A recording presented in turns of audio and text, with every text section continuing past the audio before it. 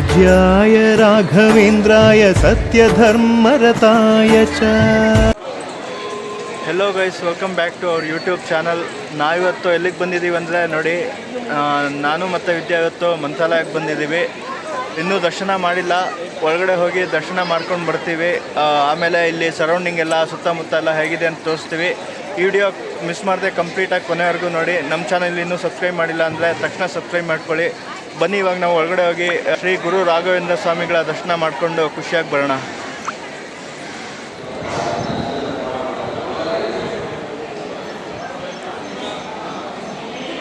Guys, ಇವತ್ತು ಮಂಗಳವಾರ ಆದರೂ ಕೂಡ ಸಿಕ್ಕಾಪಟ್ಟೆ ಜನ ಇದ್ದಾರೆ ನೋಡಿ ರಾಯರ ದರ್ಶನ ಮಾಡ್ಕೊಂಡು ಹೋಗೋದಕ್ಕೆ. ನಾವಿವಾಗ ದರ್ಶನ ಮಾಡೋದಕ್ಕೆ ಒಳಗಡೆ ಹೋಗ್ತಾ ಇದ್ದೀವಿ.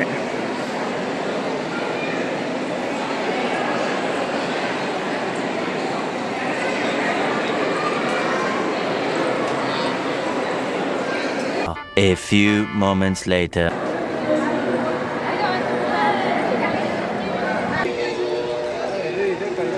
ಗೈಸ್, ಈಗಷ್ಟೇ ಗುರು ರಾಯರ ದರ್ಶನ ಆಯಿತು.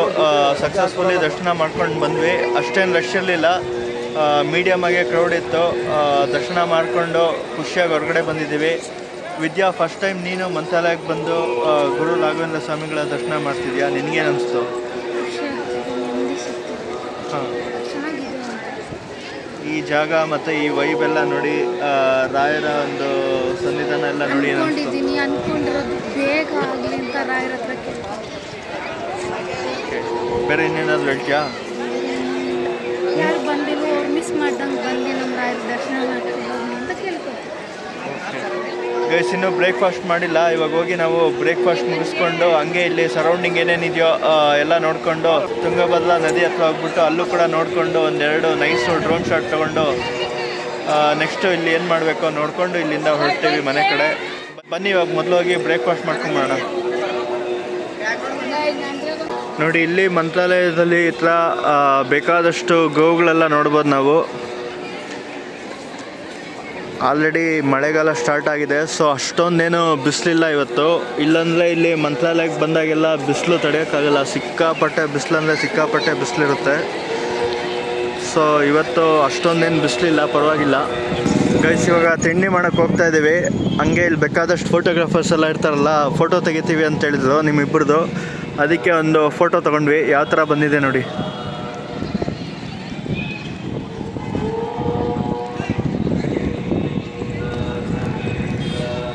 ನೋಡಿ ಫೋಟೋ ಯಾವ ಥರ ತೆಗೆದಿದ್ದಾರೆ, ಚೆನ್ನಾಗಿದೆಯಾ ಇಲ್ವಾ ಕಮೆಂಟ್ ಮಾಡಿ.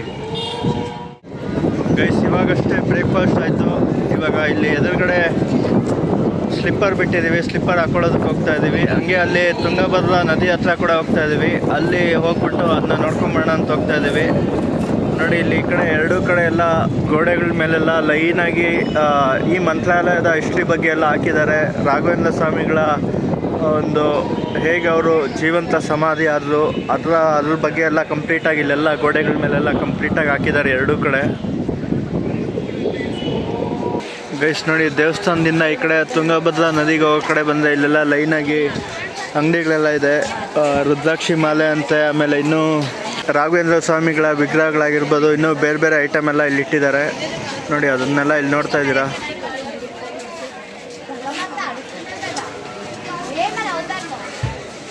ನೋಡಿ, ಕೈ ಕಟ್ಕೊಳ್ಳೋದಕ್ಕೆ ದಾರ ಎಲ್ಲ ಕೂಡ ಇದೆ. ಆಮೇಲೆ ರುದ್ರಾಕ್ಷಿಗಳು ಕೂಡ ಇದೆ ಇಲ್ಲಿ. ಇಲ್ಲಿ ರಾಘವೇಂದ್ರ ಸ್ವಾಮಿಗಳ ಒಂದು ವಿಗ್ರಹ ಎಲ್ಲ ಇದೆ.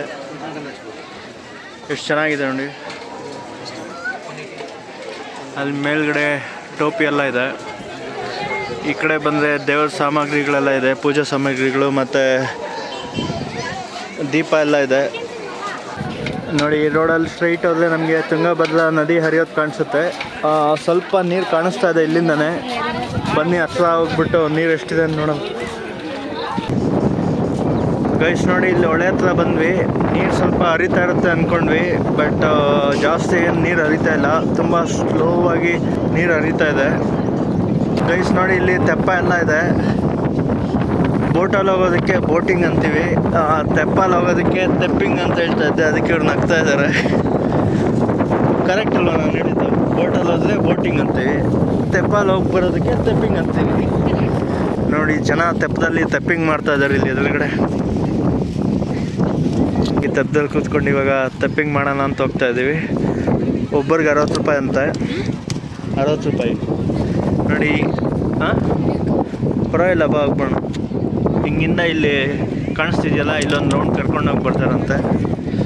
ಸೊ ಬನ್ನಿ, ಪರವಾಗಿಲ್ಲ, ಇದೊಂದು ಎಕ್ಸ್ಪೀರಿಯನ್ಸ್ ಮಾಡೋಣ.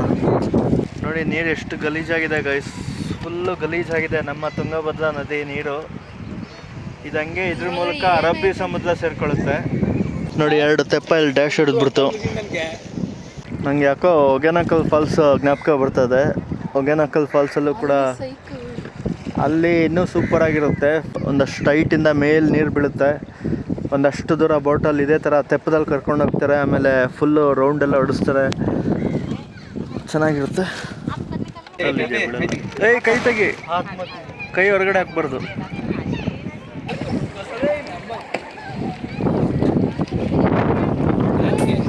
ಅಲ್ಲ ಅವ್ರಿಗೆ ಕೊಟ್ಟಿದ್ದೀವಿ ನಾವು. ಎಷ್ಟು ಜನಕ್ಕೆ ಅಂತ ಕೊಡೋದು? ಇಲ್ಲ, ನೀವು ಆ ಕಡೆ ಗೈಸ್. ಇಲ್ಲಿ ಮಂತ್ರಾಲಯಕ್ಕೆ ಬಂದರೆ ಇವ್ರುಗಳು ಹಾವಳಿ ಜಾಸ್ತಿ, ಹಿಂದಿಂದೆ ಬರ್ತಾ ಇರ್ತಾರೆ. ಎಷ್ಟು ಹೇಳಿದ್ರು ಕೇಳಲ್ಲ. ಏನೋ ಒಬ್ಬರು ಕೊಡ್ಬೋದು, ಇಬ್ಬರು ಕೊಡ್ಬೋದು, ಎಲ್ಲರೂ ಹಿಂದಿಂದೆ ಬಂದು ಹಿಂಸೆ ಕೊಡ್ತಾ ಇರ್ತಾರೆ ಒಂಥರ. ಇಲ್ಲಿ ದೇವಸ್ಥಾನದವರು, ಈ ಮಠ ಅವರು ಇದ್ರ ಬಗ್ಗೆ ಗಮನ ಹರಿಸ್ಬೇಕಪ್ಪ.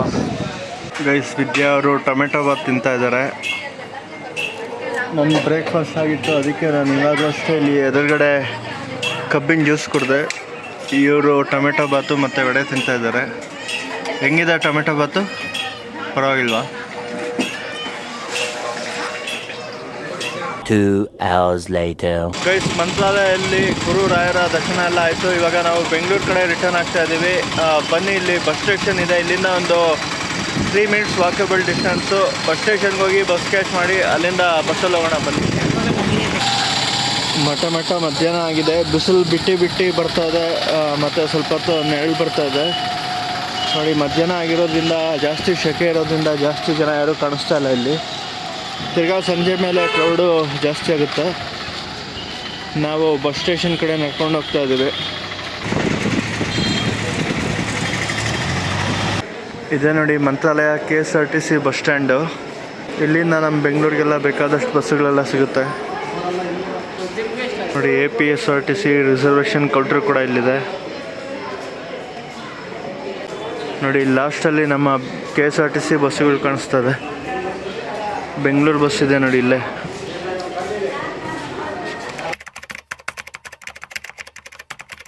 ಗೈಸ್, ಮಂತ್ರಾಲಯದಿಂದ ನಮಗೆ ಬೆಂಗಳೂರಿಗೆ ಡೈರೆಕ್ಟ್ ಬಸ್ ಸಿಕ್ಕಿಲ್ಲ. ಇವಾಗ ಟೈಮು 1:30 ಆಗಿದೆ. ಇನ್ನು ನೆಕ್ಸ್ಟು ಡೈರೆಕ್ಟ್ ಬಸ್ ಬೆಂಗಳೂರಿಗಿರೋದೇ 5 ಗಂಟೆ ಮೇಲಂತೆ. ಸೊ ನಾವೇನು ಮಾಡ್ತಿದ್ದೀವಿ ಅಂದರೆ, ಇಲ್ಲಿಂದ ಇದು ಚಿಕ್ಕಮಂಗ್ಳೂರಿಗೆ ಹೋಗುತ್ತೆ, ಚಿಕ್ಕಮಂಗ್ಳೂರು ಮೂಡಿಗೆರೆಗೆ ಹೋಗುತ್ತೆ ಈ ಬಸ್ಸು. ನಾವು ಬಳ್ಳಾರಿಯಲ್ಲಿ ಇಳ್ಕೊಂಡು ತಿರ್ಗಾ ಬಳ್ಳಾರಿಯಿಂದ ಬೆಂಗಳೂರು ಬಸ್ ಇನ್ನೊಂದು ಕ್ಯಾಚ್ ಮಾಡ್ತೀವಿ. ಬನ್ನಿ, ಈ ಬಸ್ ಹತ್ಕೊಂಡು ಇವಾಗ ಬಳ್ಳಾರಿ ಕಡೆ ಹೋಗೋಣ. Later that same evening. Guys, ನಾವಿವಾಗ ಬಳ್ಳಾರಿ ಬಸ್ ಸ್ಟ್ಯಾಂಡಿಗೆ ಬಂದಿದ್ದೀವಿ. ಇಲ್ಲಿಂದ ಇನ್ನೊಂದು ಬಸ್ ಕ್ಯಾಚ್ ಮಾಡಿಕೊಂಡು ಬೆಂಗಳೂರು ಕಡೆ ಹೋಗ್ತೀವಿ. ಮಂತ್ರಾಲಯದಿಂದ ಬಳ್ಳಾರಿ ಬಸ್ ಸ್ಟ್ಯಾಂಡ್ ಬರೋದಕ್ಕೆ 3 hour ಟೈಮ್ ತೊಗೊಂಡಿದೆ ಕರೆಕ್ಟಾಗಿ. ಇವಾಗ ಸಂಜೆ 5 o'clock ಆಗಿದೆ. ಮಧ್ಯಾಹ್ನ 2 ಗಂಟೆಗೆ ಬಿಟ್ಟಿದ್ದು ಎಕ್ಸಾಕ್ಟ್ಲಿ 3 hours ರೀಚ್ ಆಗಿದೆ. ಅದು ನಾನ್ ಸ್ಟಾಪ್ ಬಸ್ಸಲ್ಲಿ. ನಾರ್ಮಲ್ ಬಸ್ ಆಗಿದ್ದರೆ ಇನ್ನೂ ಜಾಸ್ತಿ ಟೈಮ್ ತೊಗೊಳ್ಳೋದು. ಸೊ ಇವಾಗ ಇಲ್ಲಿಂದ ನಮ್ಮ ಬೆಂಗಳೂರು ಬಸ್ ಹತ್ಬಿಟ್ಟು ಬೆಂಗಳೂರು ಕಡೆ ಹೋಗ್ತಾ ಇದ್ದೀವಿ. ಗೈಸ್ ನೋಡಿ, ಬಳ್ಳಾರಿ ಬಸ್ ಸ್ಟ್ಯಾಂಡ್ ಎಷ್ಟು ದೊಡ್ಡದಾಗಿದೆ. ಇದು ಮಂತ್ರಾಲಯ ಥರ ಇಲ್ಲ, ನೀಟಾಗಿದೆ, ಚೆನ್ನಾಗಿದೆ, ಪರವಾಗಿಲ್ಲ. ಎಷ್ಟು ಸ್ವಚ್ಛತೆಯಾಗಿದೆ ನೋಡಿ. ಸರೌಂಡಿಂಗ್ ಎಲ್ಲ ಫುಲ್ಲು ಬೆಟ್ಟ ಗುಡ್ಡ ಎಲ್ಲ ಇದೆ. ವೆದರು ಕೂಡ ಫುಲ್ ಕೂಲಾಗಿದೆ ಬಳ್ಳಾರಿ ಇವತ್ತು. ಗೈಸ್, ಬಳ್ಳಾರಿಯಿಂದ ಬೆಂಗಳೂರು ರೀಚ್ ಆಗೋದಕ್ಕೆ ನಮಗೇನಿಲ್ಲ ಅಂದರೂ ಒಂದು 4.5 to 5 hours ಆಗುತ್ತೆ. ಯಾಕಂದರೆ 307 kilometers ಇದೆ. ನಾನ್ ಸ್ಟಾಪ್ ಬಸ್ ಆದರೆ ಒಂದು 4 hours ಆಗುತ್ತೆ. ನಾರ್ಮಲ್ ಬಸ್ ಆದರೆ ಅಟ್ಲೀಸ್ಟು 5 hour ಮೇಲೆ ಆಗುತ್ತೆ ಅನಿಸ್ತಾ ಇದೆ.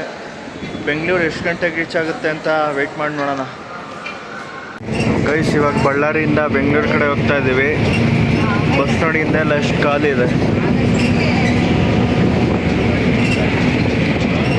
ಬಳ್ಳಾರಿಯಿಂದ ಬೆಂಗಳೂರಿಗೆ ಹೋಗೋದಕ್ಕೆ ಒಬ್ಬರಿಗೆ 426 ರೂಪಾಯಿ ಟಿಕೆಟ್ ತೊಗೊಳ್ತಾ ಇದ್ದಾರೆ. ಗೈಸ್, ನಾವಿವಾಗ ಚಿತ್ರದುರ್ಗ ಹತ್ರ ಇದ್ದೀವಿ. ಟೈಮ್ 9 ಗಂಟೆ ಆಗಿದೆ. ಇಲ್ಲೊಂದು ಹೋಟೆಲು ರೆಸ್ಟೋರೆಂಟ್ ಹತ್ರ ನಿಲ್ಲಿಸಿದ್ದಾರೆ ನೋಡಿ, ಊಟಕ್ಕೋಸ್ಕರ ನಿಲ್ಲಿಸಿದ್ದಾರೆ. ಸೊ ನಾವು ಬೆಂಗಳೂರು ರೀಚ್ ಆಗೋದಕ್ಕೆ ಏನಿಲ್ಲ ಅಂದರೂ ಅಟ್ಲೀಸ್ಟು ಒಂದು 12:30 to 1 o'clock ಆಗುತ್ತೆ ಅಂತ ಹೇಳಿದ್ರು. ಸಿಕ್ಕಾಪಟ್ಟೆ ಲೇಟ್ ಆಗ್ತಾಯಿದೆ. ಬಸ್ಸು ಇನ್ನೊಂದು ಕಾಲು ಗಂಟೆ ಅರ್ಧ ಗಂಟೆ ಆದಮೇಲೆ ಇಲ್ಲಿಂದ ಹೊರಡುತ್ತೆ. ಸೊ ಗೈಸ್, ಈ ವಿಡಿಯೋನ ಇಲ್ಲಿಗೆ ಎಂಡ್ ಮಾಡ್ತಾ ಇದ್ದೀನಿ. ಈ ವಿಡಿಯೋ ಇಷ್ಟ ಆದರೆ ಲೈಕ್ ಮಾಡಿ, ಇಲ್ಲಾಂದರೆ ಡಿಸ್ಲೈಕ್ ಮಾಡಿ. ಮುಂದಿನ ವಿಡಿಯೋದಲ್ಲಿ ಮತ್ತೆ ಸಿಗ್ತೀವಿ. Thank you, take care, love you all. ಧರ್ಮದ ದೀಪ ಹಚ್ಚುವ, ಶಾಂತಿಯ ಬೆಳಕ ಚೆಲ್ಲುವ.